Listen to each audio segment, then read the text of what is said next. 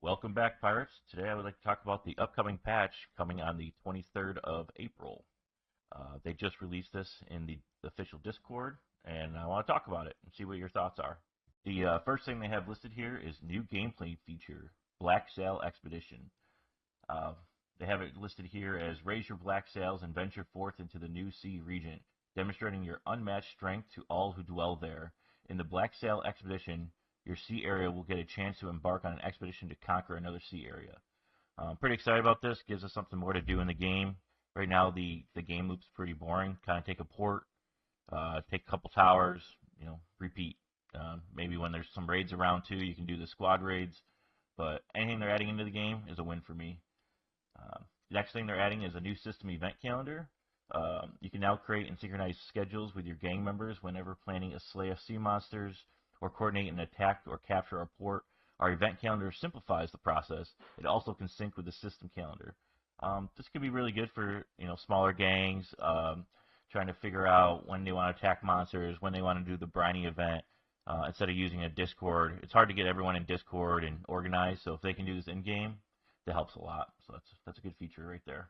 The next thing they have listed here is new incident sea arenas. Mysterious floating arenas have appeared in the ocean surface, fraught in peril and promising rich rewards.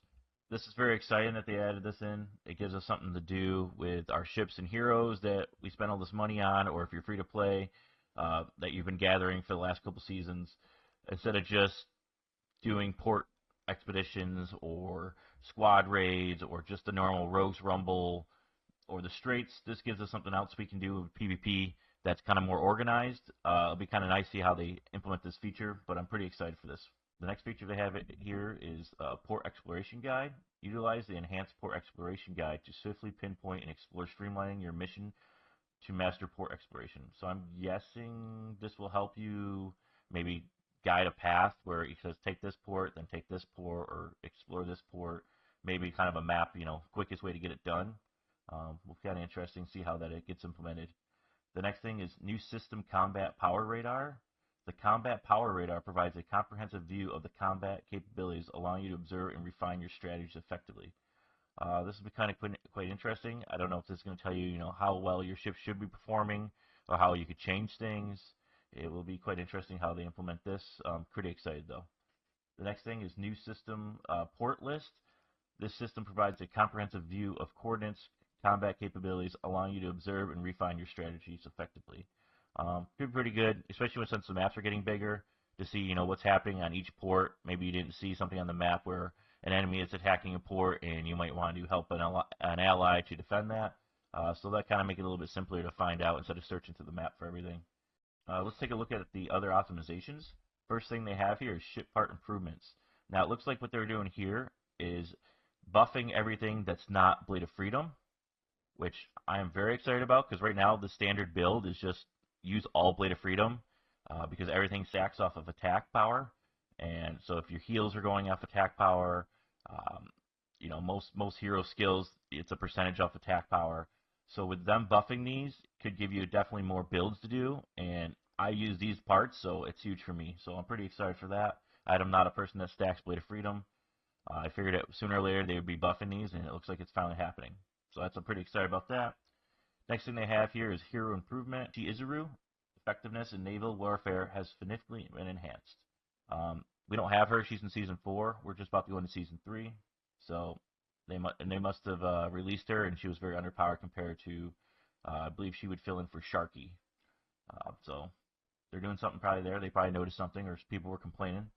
Next thing they added is chat system optimizations. You can now mention members within a channel using a @ symbol. A long press on a message in the chat can now directly reply back to them.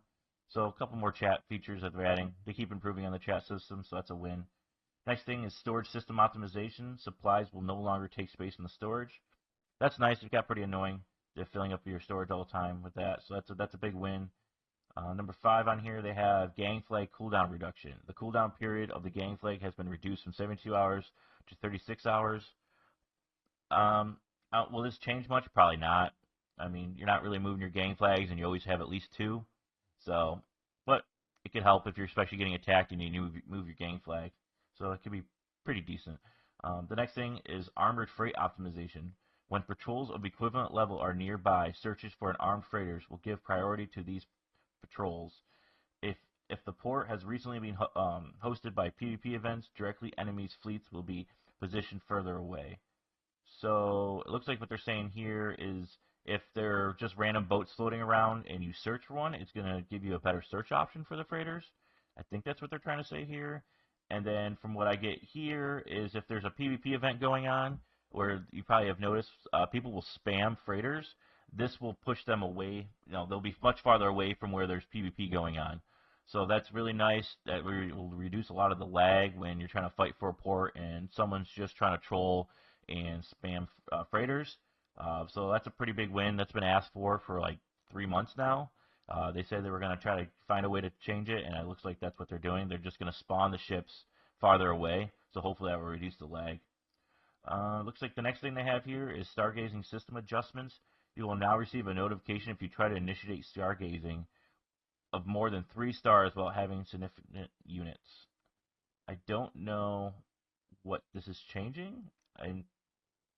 Maybe it's just a translation problem, but usually it's just gold you need and being able to have the slots to start stargazing. So I don't know what's changing here. Uh, Maybe it's just a bad translation, but we'll find out. The next thing they have here listed is rage system adjustments. Switching targets types during battle will now slightly reduce accumulated rage. I see this could be playing a role, especially how I play. If I have multiple people attacking me, you're always going to attack the least people around. They're the lowest level. Or I'm always moving. So I wonder if this counts as like if I'm getting attacked and then I move and then come back and attack somebody else, will my rage be reduced? That could be playing a factor of how battles will be played out. They might have us more stationary now, where if you're kind of stuck with attacking the first person you've targeted because you don't want to reduce your rage of all your heroes and all your ships. But it could be not as impactful as we think it is, where you might just lose a little rage, so you can still move while being attacked, which could help. Because it's the best play is to, especially when you're attacking a sentry with multiple units, you want to attack them and then kind of go away a little bit and see who follows you, and then you want to attack that person that follows you. Kind of bait them out from their whole team. And the last thing they have here is just miscellaneous fix and optimizations. So I believe so far these patch notes are pretty good. A lot of improvements coming in, more things are adding into the game. Get rid of the boring game loop that they have now of ports and a couple events here and there. This will be good, keeping people more in game, trying to do arenas, and this new sail expedition that they're putting in the game could be really good. Let me know how you feel about these patch notes. Do you think that it's very lackluster? Do you think it's not improving anything? Do we need to see more from them? Let me know in the comments below, and I'll try to reply back to you. All right. Well, you all have a good rest of the day, and adios.